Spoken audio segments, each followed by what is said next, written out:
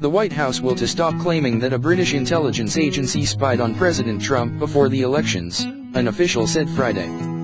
The U.S. issued a formal apology to British Prime Minister Theresa May for claiming Government Communications Headquarters, GCHQ, wiretapped Trump Tower at the request of the Obama administration, according to British news reports. The White House maintained it didn't officially say it was sorry, however, only that top-ranking officials met with British representatives to discuss the matter. James Slack, May's spokesman, said Friday that the White House has promised not to repeat the line. He added that the British government told the U.S. the claim was ridiculous and should be ignored. A source told The Telegraph that White House Press Secretary Sean Spicer and National Security Advisor H.R. McMaster each issued apologies.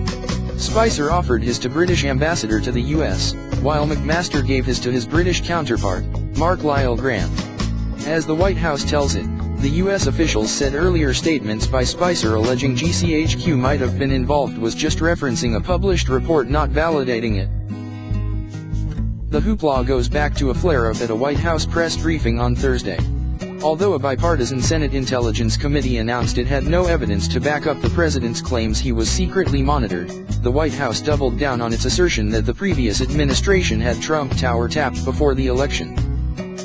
Spicer during a Thursday briefing cited a report by Fox News commentator Andrew Napolitano as evidence that the president's residence were secretly recorded. In the March 14 story, Napolitano suggests by way of anonymous sources that GCHQ was the agency to carry out the surveillance. That prompted GCHQ, a typically quiet group, to issue an uncharacteristic retort to Napolitano's assertion. Recent allegations made by media commentator Judge Andrew Napolitano about GCHQ being asked to conduct wiretapping against the then-president-elect are nonsense, a GCHQ spokesman said in a statement to reporters Thursday. They are utterly ridiculous and should be ignored.